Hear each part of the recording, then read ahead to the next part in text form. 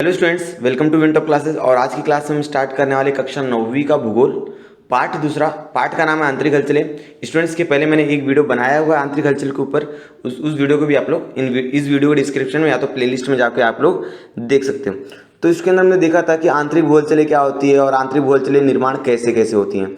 ठीक है, तो उसमें मैंने ये भी बताया था कि आंतरिक भू हलचलों का वर्गीकरण किस प्रकार होता है।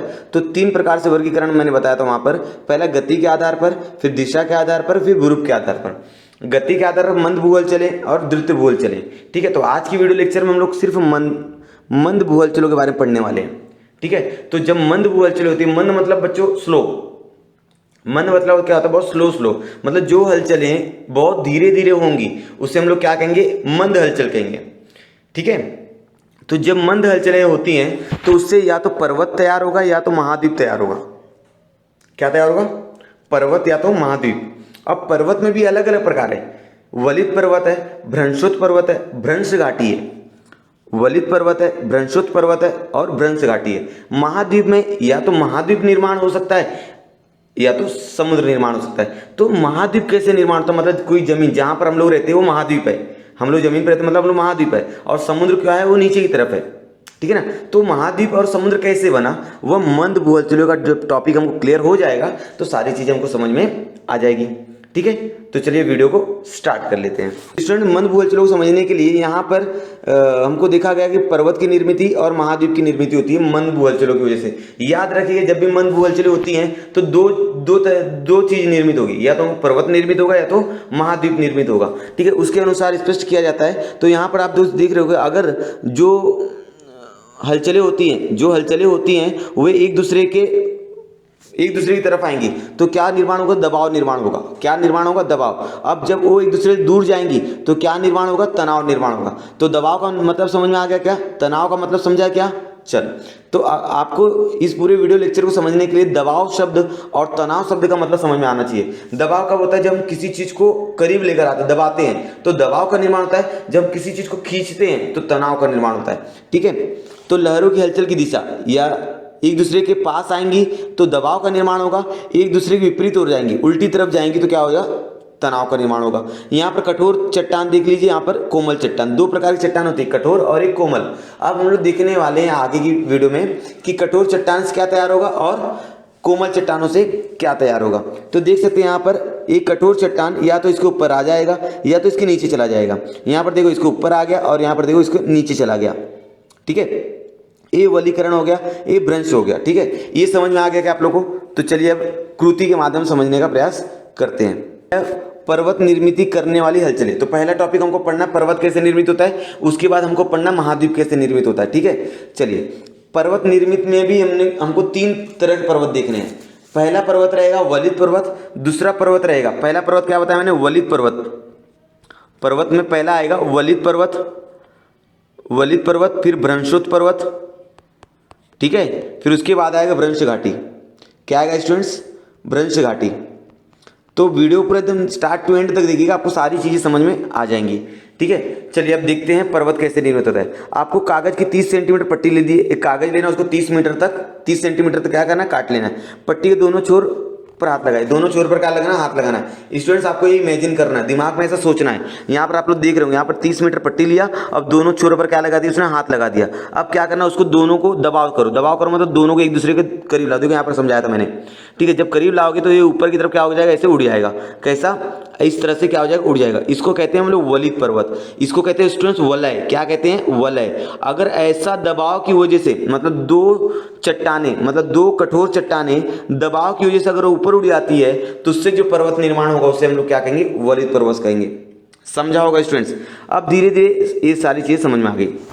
भौगोलिक स्पष्टीकरण आकृति नंबर 1, ये जो आकृति थी हमारी कृति नंबर 1 के अनुसार पट्टी दोनों छोर पर हाथ दबाकर एक दूसरे दूर की ओर ले जाने पर जाते समय पट्टी का जो प्रभाव होता है उसे हम लोग क्या कहते हैं? दबाव कहते हैं। अगर 30 सेंटीमीटर की पट्टी लेंगे और उसको दबाएंगे तो पट्टी क्या हो जाएगी? उठ जाएगी ऊपर, तो उसे हम लोग क्या कहा जाता है? दबाव कहते हैं। पट्टी दोनों छोरों से केंद्र बिंदु को दबाव दिया जाता है तो पट्टी सरक जाती है, पट्टी मोड़दार बन जाती है। पट्टी कैसी बन जाती है? मोड़दार बन जाती है। अब इसी मोड़ को क्या कहते हैं? वलय। और इस तरह के पर्वत को हम लोग क्या कहेंगे? वलित पर्वत कहेंगे। स्टूडेंट, समझ में आ रहा होगा आप लोग को? चलिए अब आगे बढ़ते हैं। भूवल चलो दबाव वलय निर्मित होते हैं। अब पढ़ लेते वलित पर्वत क्या होते हैं स्टूडेंट्स। मैंने बताया कि जब दबाव निर्माण होगा तो वहां पर वलय की निर्मित हो जाएगी और इस तरह के वलय से बने हुए जितने भी पर्वत रहेंगे उनको क्या कहा जाएगा, वलित पर्वत कहा जाएगा। ठीक है, तो मोड़दार पर्वत भी कहा जाता है, वलित पर्वत भी कहा जाता है। इसका आपको बेसिक समझ में आ गया है कि यहाँ पर क्या आ जाएंगी, दो जो चट्टानें रहेंगी उन चट्टानों पर दबाव निर्माण होगा और चट्टानें एक दूसरे के करीब आके यहाँ पर वलय निर्माण कर देंगी और उसे हम लोग क्या कहेंगे, वलित पर्वत कहेंगे। देख लीजिए यहाँ पर दबाव निर्माण हो रहा है और इस तरह की रचना आपको दिखाई दे रही, इस तरह की रचना आपको दिखाई दे रही। समझ में आ रहा है वलित पर्वत। चलो, पृथ्वी के आंतरिक भाग में ऊर्जा का वहन होता है। मैंने इसके पहले वाली वीडियो में बताया, वो कल के वीडियो में, ठीक है, कि उनके अंदर क्या होती है, ऊर्जा का वहन होते रहता है। इन ऊर्जा लहरों के कारण मृदु चट्टान, मृदु मतलब कोमल चट्टान जो कमजोर होती हैं। देखो चट्टानें दो प्रकार की होती है, एक कठोर होती है, एक मृदु होती है। मृदु मतलब जो कोमल होती है, ज्यादा कठोर नहीं होती है। क्षैतिज समांतर दिशा में दबाव पड़ता है। क्षैतिज समांतर मतलब यहाँ से और यहाँ से दोनों की तरफ से क्या होता है, दबाव निर्माण होता है। फलस्वरूप उसमें वलय निर्मित हो जाते हैं। दबाव तीव्र हो तो वलय बड़ी मात्रा में निर्मित होंगे। अब दबाव बहुत ज़्यादा होगा तो वलय बहुत बड़ा बनेगा, अगर दबाव छोटा है तो वलय बहुत छोटा बनेगा। ये तो डिपेंड करता है वलय के ऊपर, ये डिपेंड करता है आप दबाव कितना डाल रहे हैं, मतलब उनके बीच में जो पर्वत है उनके बीच में दबाव कितना हो रहा है। परिणाम भूमि में उथल पुथल होने लगती है जिससे भूपृष्ठ ऊपर उड़ जाता है। भूपृष्ठ क्या होता है, भूपृष्ठ, भूपृष्ठ मतलब क्या होता है स्टूडेंट्स, पृष्ठभाग, जमीन का पृष्ठभाग क्या हो जाएगा, ऊपर उड़ जाएगा। और वलित पर्वत की क्या होती है, निर्मित होती है। जैसे हमारा हिमालय है, आप लोग देखिए ना हिमालय कितना ऊंचा है, ये क्या है, हिमालय क्या वलित पर्वत का एग्जाम्पल है। मतलब वहां पर क्या हुआ होगा, मंद भूवल चली हुई होगी। ठीक है ना, आपको समझ में आ रहा होगा। अब रॉकी, एंडीज, आल्प्स, ये सारे पर्वत किसके हैं, वलित पर्वत के एग्जाम्पल है। स्टूडेंट्स आपका होमवर्क है, कमेंट सेक्शन में कमेंट करना है कि ये जो रॉकी है, एंडीज पर्वत है, ये आप्स पर्वत है, ये कौन कौन से देशों में पाई जाती है। रॉकी तो रॉकी हो गया, एंडीज हो गया और आप्स, ये तीनों जो पर्वत है कौन से देश में पाई जाती हैं। ठीक है, ये तीनों पर्वत है कौन से देश में पाई जाती है, इसका मुझे कमेंट सेक्शन में कमेंट करके बताना, सबको कंपलसरी बताना है। ठीक है, मैं सबका कमेंट पढ़ने वाला हूँ। अब ये वलित पर्वत आपको समझ में आ गया स्टूडेंट्स। तो अगला पर्वत हमारा भ्रंशोत्तर पर्वत। तो आप समझते हैं भ्रंशोत्तर पर्वत क्या होता है। देख लीजिए यहाँ पर वलीकरण हुआ है, हिमालय का वलीकरण प्रतिमा।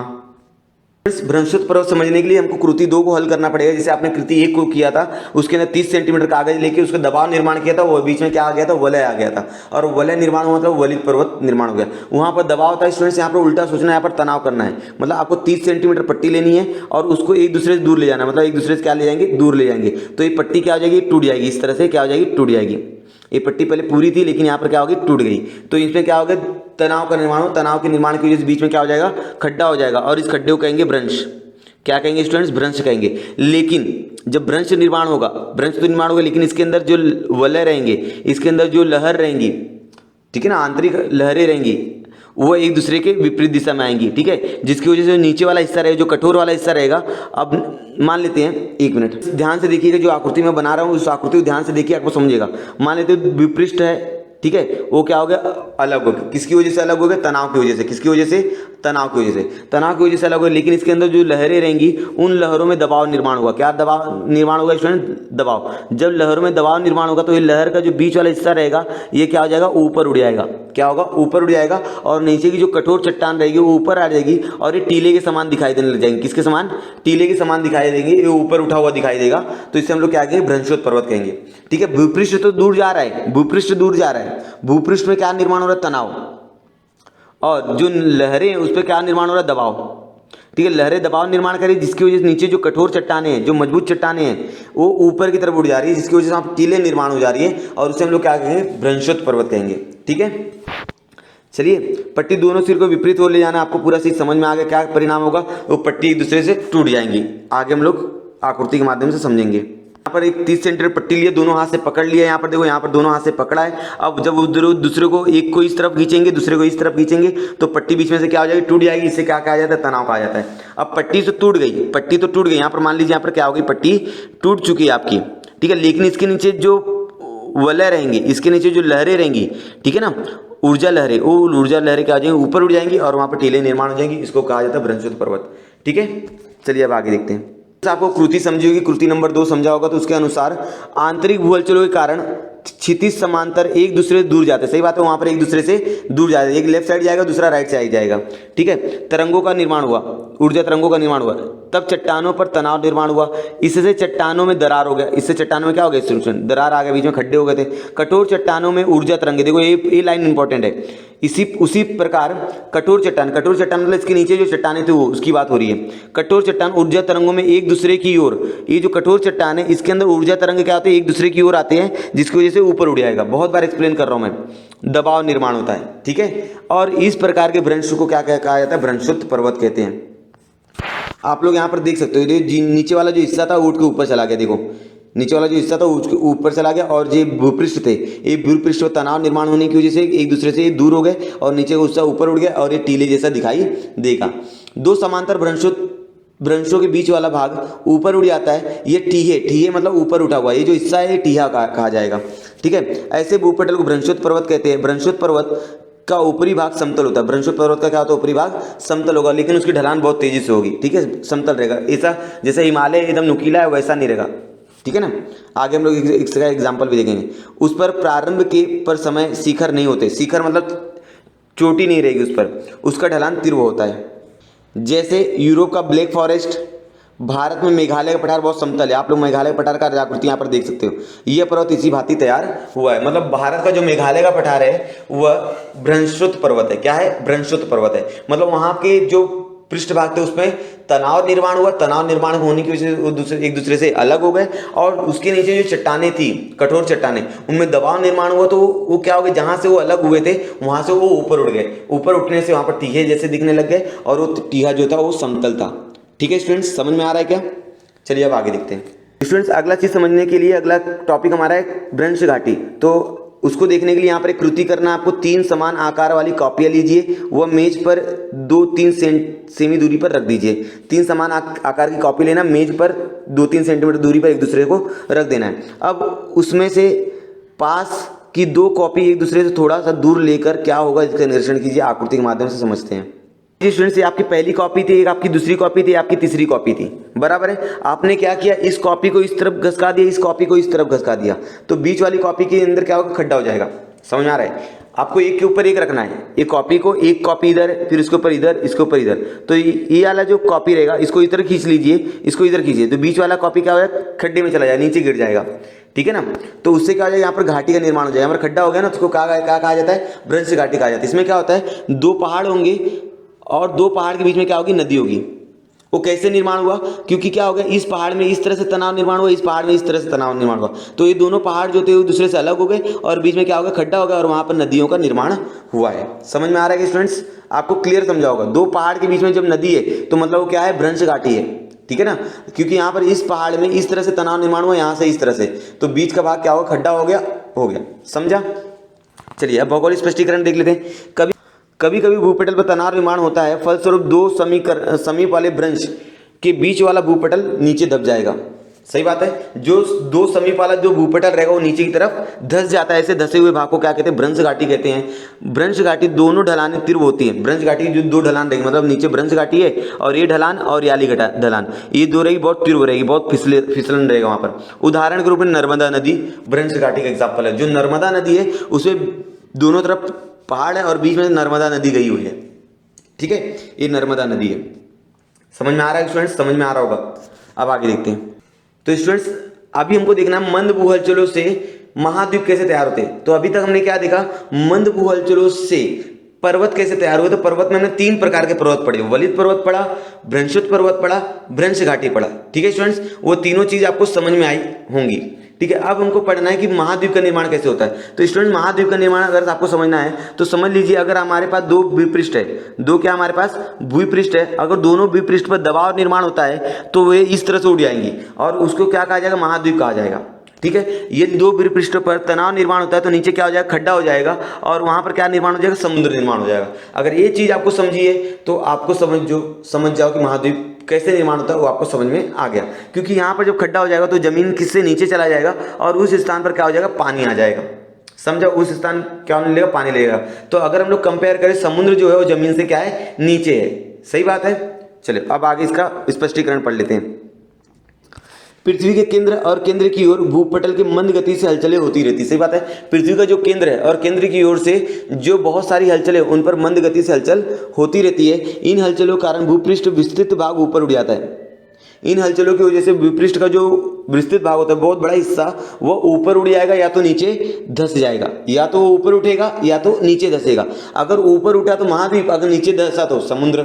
भूपटल का भाग समुद्र सतह से ऊपर उठ जाने के कारण महाद्वीप की निर्मित होती है। अगर किसी भूपटल का भाग दबाव की वजह से समुद्र सतह से ऊपर उड़ जाता है तो क्या बन जाएगा, वो महाद्वीप बन जाएगा। यदि किसी भूपटल का भाग तनाव की वजह से समुद्र से नीचे चला जाता है तो क्या बन जाएगा, वो समुद्र के अंदर जाएगा, क्योंकि वो समुद्र का पानी उसके अंदर गिर जाएगा।